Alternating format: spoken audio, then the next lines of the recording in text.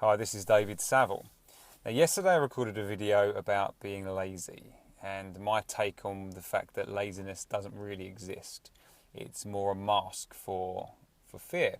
But as I was actually creating the video and thinking about it and speaking it, I actually split into two types. There's two main types of laziness I'm going to share with you here. There's the scared lazy, when you've got things that it seems so big that you just can't face it, right? It seems too scary. So what happens is you kind of hang back and think, oh, I don't really care. And externally, it looks like you're lazy. Internally, you may even lie to yourself and pretend you're lazy. But there's a fear there holding you back.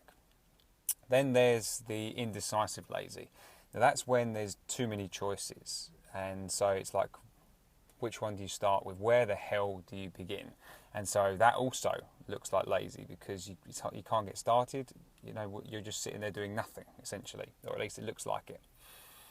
And also, just as a side note, laziness, procrastination, externally look the same. Internally, very similar. So again, if you're going to talk about laziness, you're also talking about procrastination. They're kind of the same thing. Now, laziness. So the scared laziness is simple, really. It's break down whatever you got to do into the tiniest thing possible. You know, into something so insignificant it seems like it's not even worth bothering with. You do that thing. If it's too easy, then do a step further. You know, you make it as simple as possible so that you do it.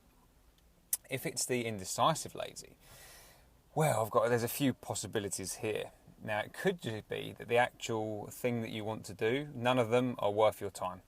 Maybe they're all shit. They're all crap options and you don't want to do any of them. In which case, it's worth exploring that. You know, do you really want to do any of them or do you just think that you do? And the other possibility is that you're caught up in the indecisiveness, thinking what you should do, what would make the most sense and what you'd most love to do. And if that's the case, I highly recommend you connect to what you'd love to do and do that, no matter above anything else. You do what you love, you can find ways to make it a success, to financial success, as well as make it a fulfilling life. Now, what I'd love to know is, what type of lazy are you at the moment? Are you an indecisive lazy or are you a scared lazy? Post in the comments below. I'd love to know your answer. Take care.